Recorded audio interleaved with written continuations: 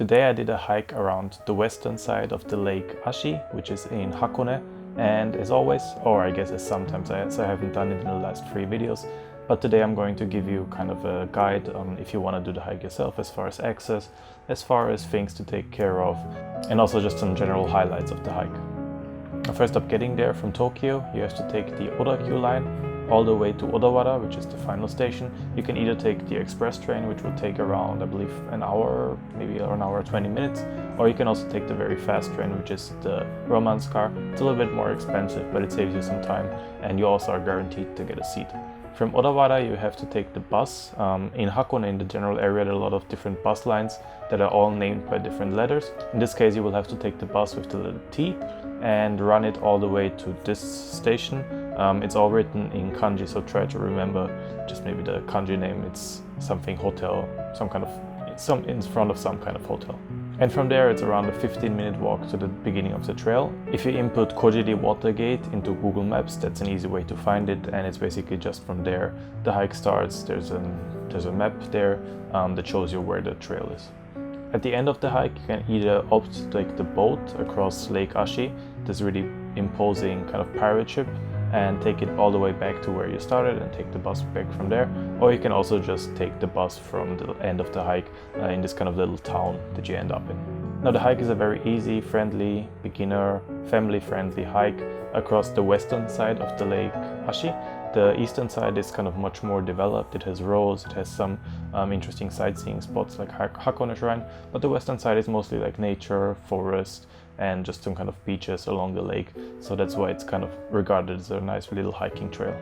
The hike is generally very flat. There's almost no elevation gain in between the sections. Sometimes you just have to climb over a very small hill, but as I said, it's a very flat hike, very well marked. The path is very clear, so it's very beginner friendly and a very family friendly hike. The overall hike is around 11 kilometers long. However, I decided to extend it slightly, going all the way to Hakone Shrine, which is this really beautiful red torii gate, very famous spot, and you can kind of extend, just keep going along the lake for another 3 kilometers or so, and you end up at that gate, and from there I took the bus back. The hike is generally very close to the water's edge. There are often sections where you can go out to the beach. There's 2 kind of main bigger beaches in the hike, one in the middle that is called Sandahama. That's kind of, I didn't think it was that nice. It was kind of very wide. There were no people there because it's in the middle of the hike. But there's another hike towards the end, which is Shirahama. Shirahama was generally a nicer beach. I just felt kind of the sand was cleaner and everything, but it was also more people because it was towards the end of the hike, so a lot of people just came just for the beach. Probably more popular in like the summer months, but yeah, generally very nice spot. Definitely recommend it as a lunch spot. And otherwise, you are mostly hiking through the forest. Sometimes it can get very narrow and you are hiking on like so kind of like a cliffside, I would say, where you can see sometimes even like trees have fallen off. But generally speaking, a very safe hike. Nothing to worry about, just keep going straight and you will not lose your path. There is no place to really buy food or drinks along the way, so if you start from the beginning of the hike all the way to the end, that's the first place where you can actually buy some food or drinks again.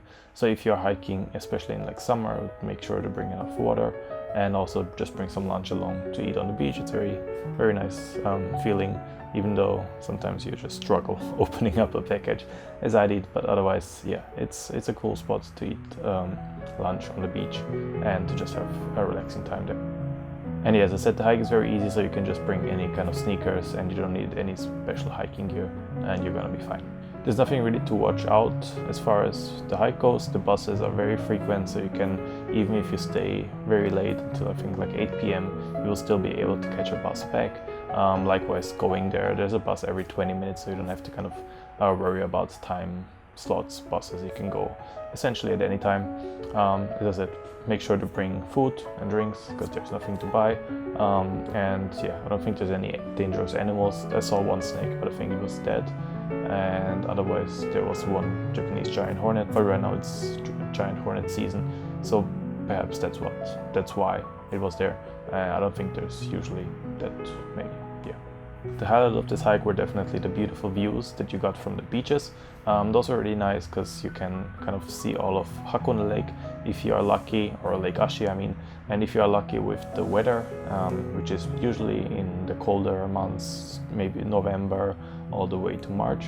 You also can hike with Mount Fuji in the backdrop, so that would be really cool. Unfortunately I wasn't lucky with the weather because it was a really warm day, and yeah, Fuji generally is not visible on warm days if you are unlucky like me.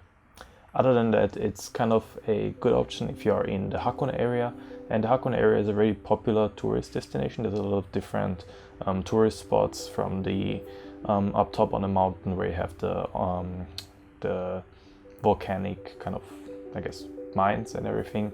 You have Hakone Shrine, you have Hakone Checkpoint, you have a lot of different kind of tourist geared destinations, but the west side of the lake is completely like nature based, so if you are looking for an easy escape to nature in Hakone without a lot of people, then that would also be recommended. And yeah, otherwise it's just a very flat hike, so if you're into hiking but you don't want to climb over mountains or, you know, scramble, then this is also a good option. So yeah, the reason why I did this hike was mostly because I missed my train in the morning. I actually wanted to climb Mount Kintoki, which is a mountain in the Hakone area, which provides apparently some really great views over Mount Fuji. But I just missed my train by like 2 minutes, and that would have meant that I would be 2 hours later to the start of the hike that I would have been. So I decided, you know, since I'm going in the Hakone area anyways, I'd search for an alternative, and I found this. It was a really surprisingly decent hike, really kind of, yeah, easy hike, but still rather long, and it provided some really interesting views, and I think the video came out cool, so I'm happy about that. And anyways, as I said, Mount Fuji wasn't visible that day, so the hike to Mount Kintoki would have been completely wasted, because I don't think the mountain itself is that impressive. It's just that you get some really amazing views out of Mount Fuji from over there. But I'm definitely gonna try hiking there maybe a little bit later. Today is a really shitty weather because there's a typhoon coming, but maybe once the typhoon has settled, once the weather has become better again, then it might be a little bit there might be a little bit of a better chance to see Mount Fuji. Anyways, I hope you enjoyed the hiking video. I hope this kind of explainer video was helpful to you. If it was, leave me a comment. I don't know, I keep doing these explainers, but I don't know if they're really helpful for people, if they want to do the hike themselves. So that's why I also didn't do it for the last 2 weeks, but then I got some questions on the hikes, so I thought, yeah, maybe it's better to do the explainers, because I guess some people might find them useful.